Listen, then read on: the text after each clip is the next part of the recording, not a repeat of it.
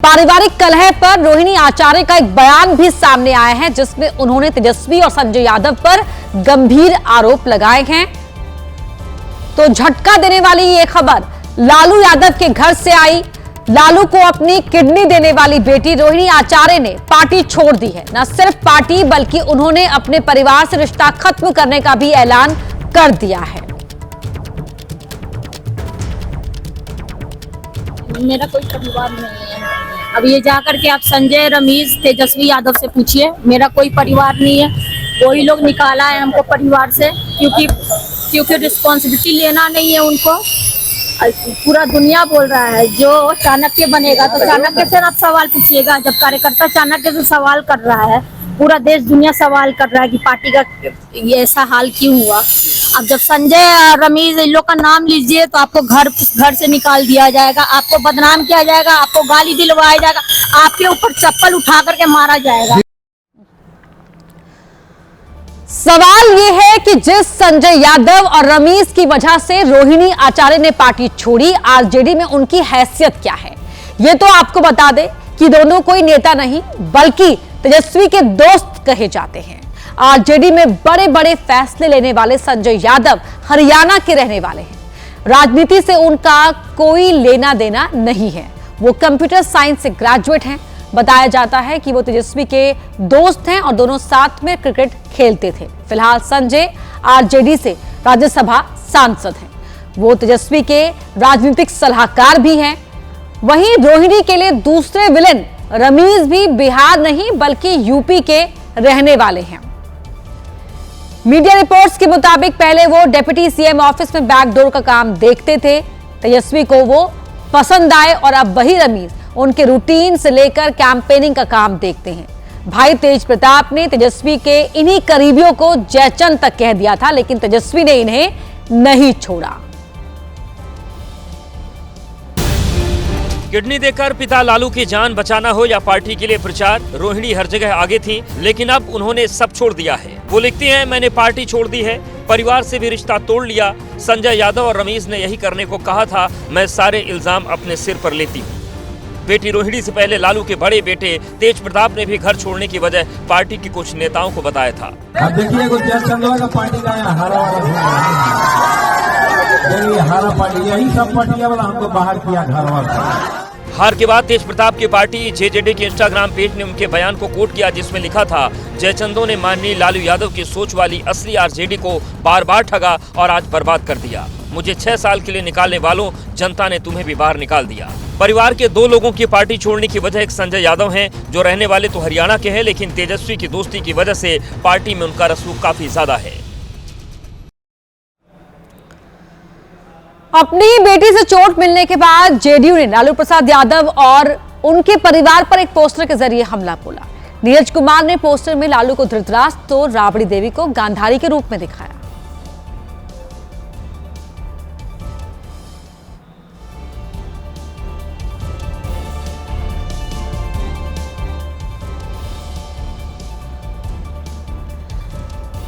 तो ये पोस्टर दिखा रहे हैं नीरज कुमार और उसमें संजय यादव पर भी निशाना साधा गया है और राबड़ी देवी को गांधारी के रूप में दिखाया गया है, तो लालू यादव को धृतराष्ट्र के रूप में दिखाया गया है।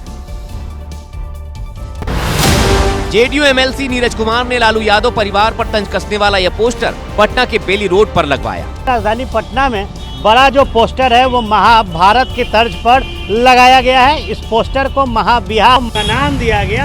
राजनीति के धृतराष्ट्र कौन, ये बिहार की जनता जानती है। पुत्र मोह गांधारी राजनीति के आंख पर पट्टी है, पूछ रहे हैं, बीमार हैं, चल नहीं पाते हैं। इधर पोस्टर के जरिए नीरज कुमार ने आरजेडी के सांसद संजय यादव पर भी तंज कसा।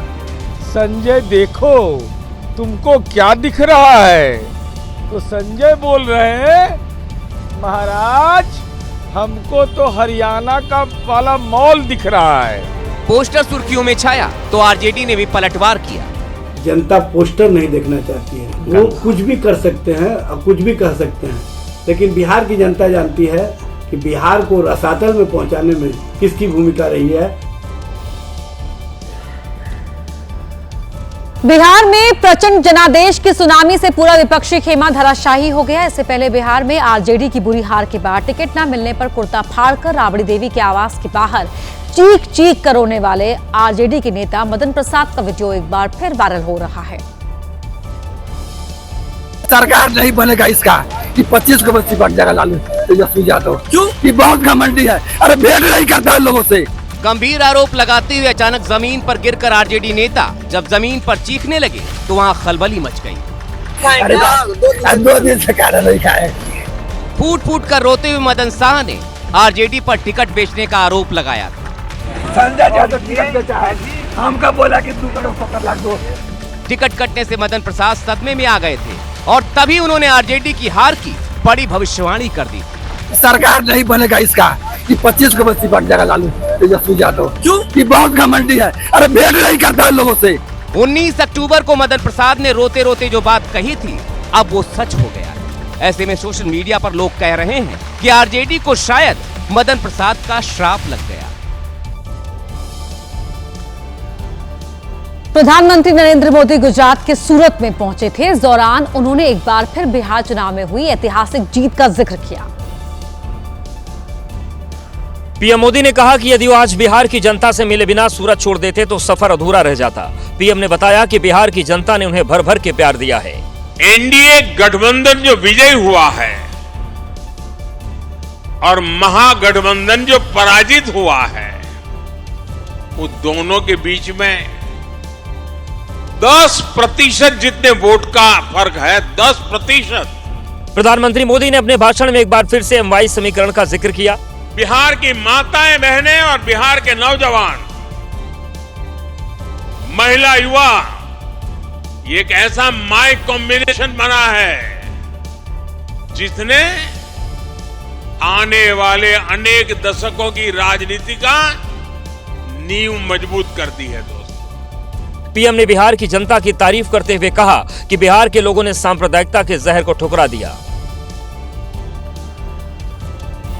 चुनावों के दौरान बिहार की सियासत में खूब पोस्टरबाजी हुई। पार्टियों ने पोस्टर लगाकर एक दूसरे की खूब लानत मलामत की, लेकिन ये पोस्टरबाज चुनाव के बाद भी थमता नहीं दिखाई दे रहा। इस पोस्टर को जेडीयू ने अपने एक्स सोशल मीडिया हैंडल पर डाला है, जिसमें नीतीश और मोदी को एक साथ दिखाया गया।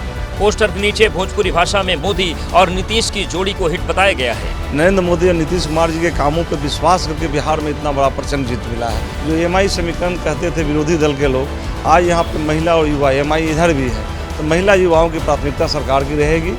सिर्फ बीजेपी ही नहीं, सहयोगी दल भी नीतीश मोदी की तारीफ करते नहीं थक रहे। इतना बड़ा मैंडेट मिला है उन्हीं की कृपा से और नीतीश कुमार जी की कृपा से, दोनों के काम से मिला है। ये बिहार के लिए अच्छा दिन आया है। 5 साल में बिहार का दशा दिशा दोनों बदल जाएगा। बिहार की आवाम ने जिस तरह का जनादेश दिया है उससे बीजेपी जोश से लबरेज है। यही वजह है कि पार्टी हर जगह पीएम मोदी और सीएम नीतीश कुमार की जोड़ी को सराह रही है।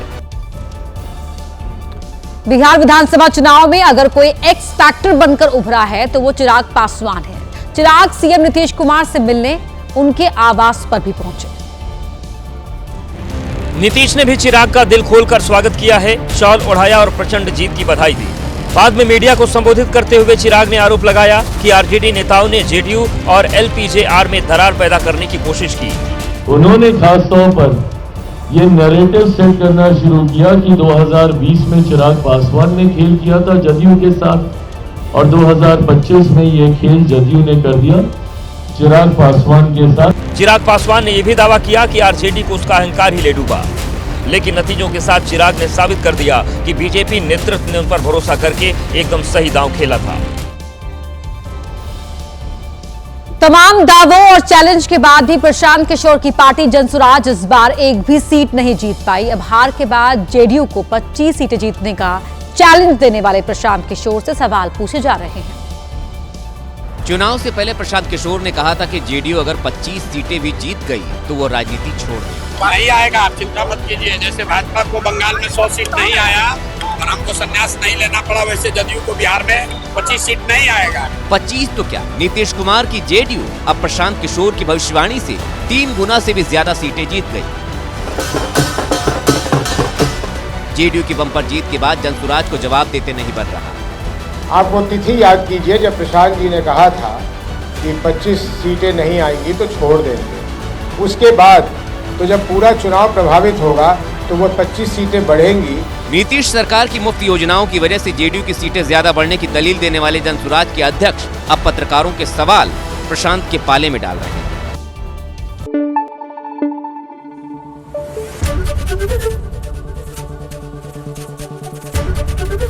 एबीपी न्यूज आपको रखे आगे।